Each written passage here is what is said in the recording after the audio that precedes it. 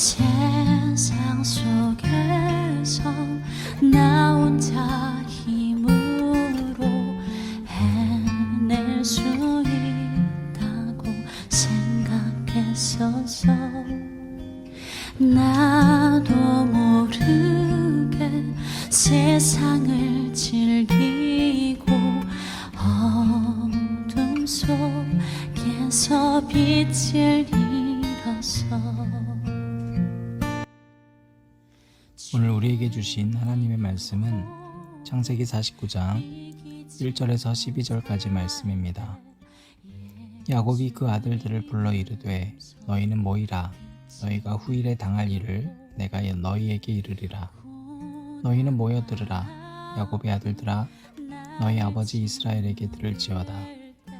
르우벤아, 너는 내 장자요, 내 능력이요, 내 기력의 시작이라.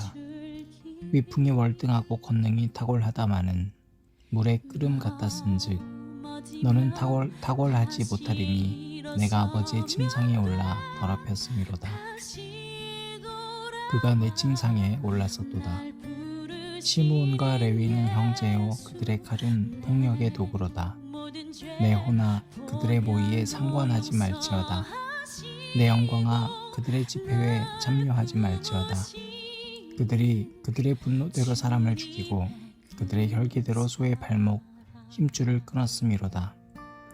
그 노여움이 혹독하니 저주를 받을 것이요 분기가 맹렬하니 저주를 받을 것이라. 내가 그들을 야곱 중에서 나누며 이스라엘 중에서 흩뜨리로다. 유다야, 너는 내 형제의 찬송이 될지라. 내 손이 내 원수의 목을 잡을 것이요 내 아버지의 아들들이 내 앞에 절하리로다. 유다는 사자 새끼로다. 내 아들아, 너는 움킨 것을 찢고 올라갔도다. 그가 엎드리고 웅크림이 숫사자 같고 암사자 같으니 누가 그를 범할 수 있으랴. 주가 유다를 떠나지 아니하며 통치자의 지팡이가 그 발 사이에서 떠나지 아니하기를 실로가 오시기까지 이르리니 그에게 모든 백성이 복종하리로다. 그의 나귀를 포도나무에 매며 그의 암나귀 새끼를 아름다운 포도나무에 맬 것이며 또 그 옷을 포도주에 빨며 그의 복장을 포도주에 빨리로다. 그의 눈은 포도주로 인하여 붉겠고 그의 이는 우유로 말미암아 희리로다. 아멘. 날 품으시는 주님의 그 사랑, 넘어지면 다시 일어서면 돼. 다시 돌아와 날 부르시는 예수, 내 모든 죄 보혈로 용서하시고 날 품으시는 주님의 그 사랑. 예수님 말씀 날 새롭게 하네.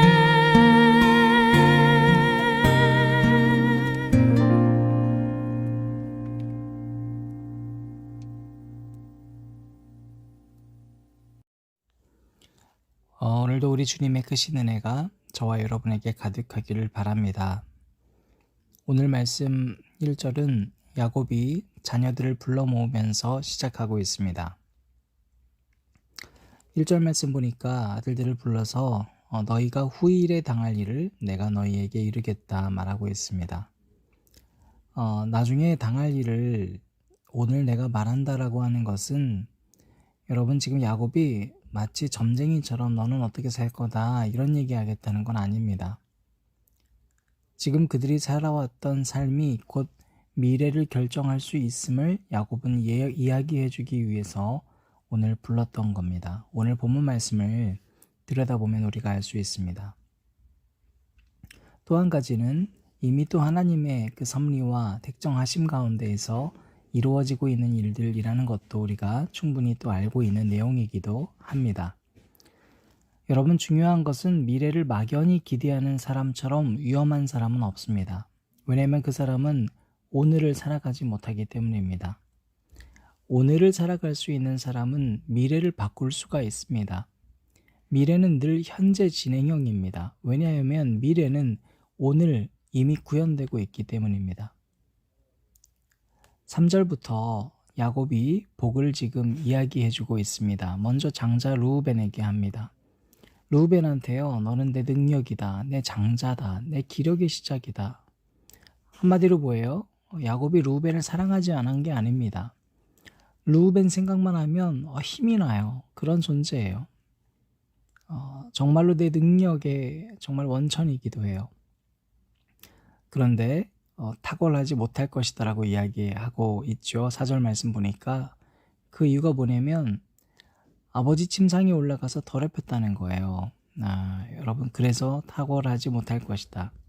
지금 여종 비라와 있었던 아주 과거의 일을 야곱이 이야기하고 있습니다. 또한 5절 말씀에서 시므온과 레위에게 말씀하고 있는데요.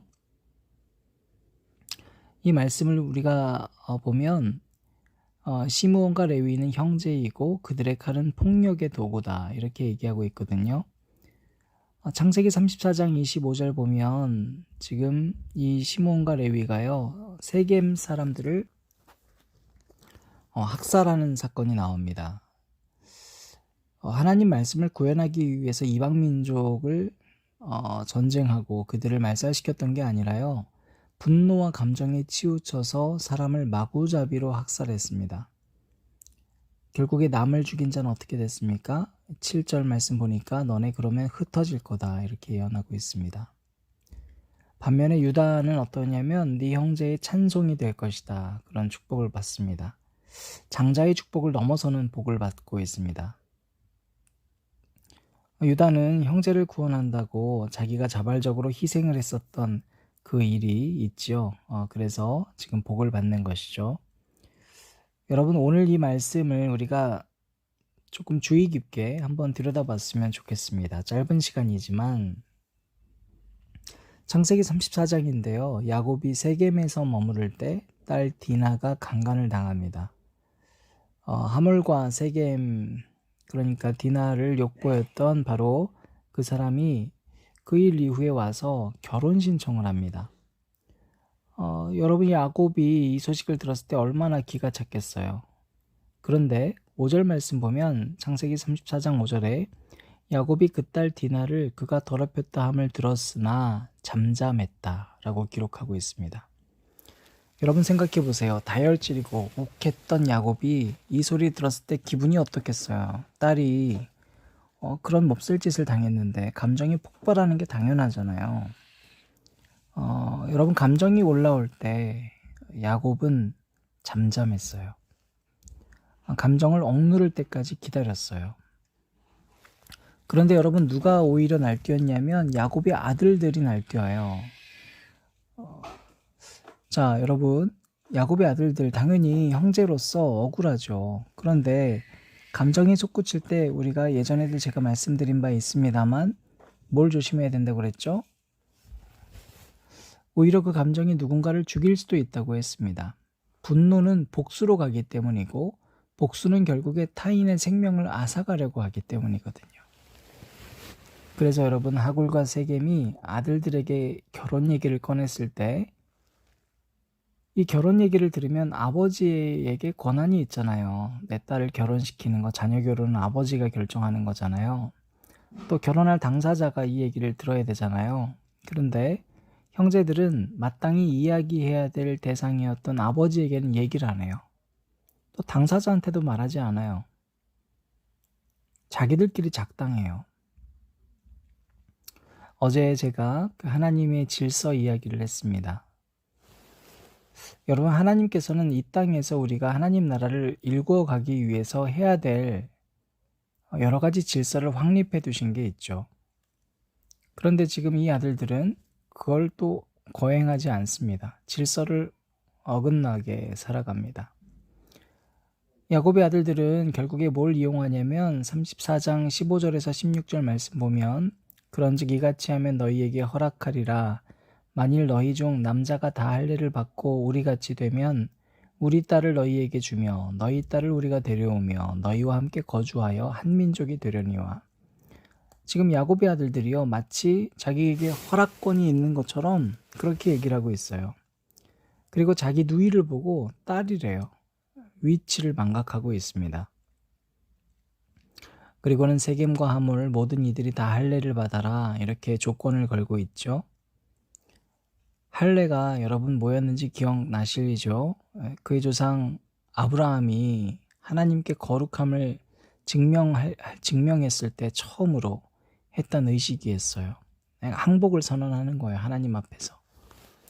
그런데 이 거룩한 의식이 복수의 도구로 쓰여지고 있어요. 자기 감정을 위해 사용되고 있습니다. 우리 예배가 이렇게 전락하지 않도록 조심해야 되죠. 교회와 예배를 이용해서 자기 감정의 분풀이용으로 삼는 경우가 얼마나 많습니까? 여러분, 우리가 이렇게 내 감정이 잘못 사용되고 있으면 어떻게 할 수 있을까요? 결국엔 이야기해야 할 대상한테는 얘기하지 않고요. 이야기하기 편하고 늘 내 이야기를 들어줄 것 같은 대상과만 이야기하면 이렇게 되는 거예요. 감정적 공감을 얻는 대상들과만 이야기하면 결국엔 이야기는 꼬이게 돼 있어요. 하나님께서 원하시는 그 질서로부터 이어지는 지혜는 나에게 오지 않아요. 중요한 사실은 결국에 이 복수, 피 튀기는 복수 사건이 있고 나서 피투성이가 된 이후에 야곱이 이 얘기를 듣습니다. 그리고 30절 말씀에 화를 냅니다. 야곱이 화를 냈는데요. 아버지가 화를 내면 여러분 자녀들이 들어야 되잖아요. 그런데 31절에 자녀들이 여러분 사람들 죽여놓고 나서 말하기를 그가 우리 누이를 창녀같이 대우함이 옳으니까 하고 따져요. 그리고 여러분 그 말씀이 거기서 끝나거든요. 이거 옳고 그름의 문제가 아니에요. 질서의 문제였고 정의라는 이름 하에 자기 감정을 속이고 질서를 완전히 어지럽힌 문제로 창세기 34장이 종결을 짓습니다. 이후에 아들들은 한 번도 아버지한테 회개하지도 않고 잘못했다 이야기하지도 않습니다. 또 바로 이어서 창세기 35장에 가면 르우벤이 아버지 첩이었던 비라와 동침한 사건이 나와요. 22절입니다. 이스라엘이 그 땅에 거주할 때에 르우벤이 가서 그 아버지의 첩 비라와 동침하매 이스라엘이 이를 들었더라. 야곱의 아들은 12이라. 여러분 이게 이 장면을 성경이 기록하면서 르우벤이 첩 비라와 동침했는데 이스라엘이 이것을 들었다고 표현하고 있어요. 이스라엘이 야곱이잖아요. 그러니까 이미 알고 있었던 거예요. 그런데 대부분의 모든 사람들, 그러니까 이걸 알고 있는 사람인 르우벤, 비라 이런 거 다 쉬쉬했지만 야곱은 알고 있었어요. 그냥 모른 척 한 것뿐이에요. 그리고 나서 수십 년의 세월이 흐릅니다. 노년의 아들도 낳고요. 얼마나 많은 일들이 있었어요. 그리고 오늘 죽음에 이르를 때 야곱이 다시 그 얘기를 꺼내는 겁니다. 여러분 자녀들이 자기가 잘못했던 일 생각을 했을까요? 그렇지 않아요. 세월에 덮어졌을 거라고 생각했어요. 잊혀졌겠지 생각했습니다. 그러나 여러분 유다는 달랐어요. 유다는 창세기 38장에 너무나도 부끄러운 짓을 했지만 다시는 그와 같은 삶을 살지 않기로 결단하잖아요. 그래서 유다는 자신의 잘못을 철저히 회개하는 삶으로 이제 남을 위해 대신 모욕당하고 대신 갇히고 대신 수치당하는 삶을 살아가요. 하나님은 그 유다의 삶을 잊지 않으셨어요. 사랑하는 안전자리 기도회를 들으시는 여러분, 오늘 말씀에서 여러분 첫째로 기억해야 할 것이 있습니다. 여러분 만약에 감정적으로 동요된 상태라면요, 그 감정 공감해줄 대상 찾지 마세요. 하나님께서 지혜를 흘려보내도록 질서를 이미 만드셨다는 것 기억한다면 그 질서대로 이야기해야 될 대상에게 먼저 지혜를 구하고 먼저 하나님께 가서 기도하시기 바랍니다. 두 번째로 여러분, 혹 지난 잘못들 가운데에서 시간 지났으니까 잊혀졌겠지 하는 것들이 우리 안에 있다면요, 마음 한켠에 있다면 그거 꺼내서 뉘우쳤으면 좋겠어요. 미안하다고 말해야 될 대상이 있다면 여러분 사과하세요. 잊혀지는 게 아닌 것 같아요. 여러분 또 반면에 뭐 유다처럼 우리가 예전에 그런 일이 있더라도 철저히 꺼내서 이제 난 다시는 그렇게 살지 않아. 이 결단이요 우리 삶으로 이어지길 바랍니다. 누구나 다 복 받고 싶잖아요. 여러분 추석 다가오는데요. 우리 한국 사람 특별히 복 좋아하잖아요. 그런데 그 복은요 그냥 미래에 주어지는 것도 아니고 누군가가 여러분한테 주는 게 아니에요. 복은 우리가 과거의 잘못된 삶을 오늘 어떻게 살아내느냐에 따라서 이미 현재 진행형으로 우리에게 주어지고 있음을 잊지 마시기를 주님의 이름으로 축원합니다.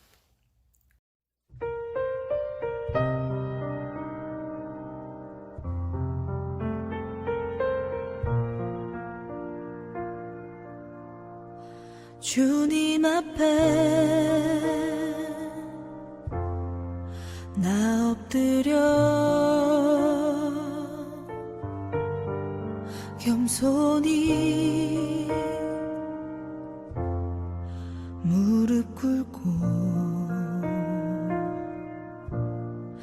나의 모든 죄와 나의 모든 허물 주님께 고백합니다. 주님 앞에 나 엎드려 겸손히 무릎 꿇고 나의 모든 죄와 나의 모든 허물 주님께 고백합니다. 고백합니다. 내 교만한 마음 회개합니다. 내 추악한 마음 고백합니다. 내 연약한 마음 회개합니다. 내 믿음 없음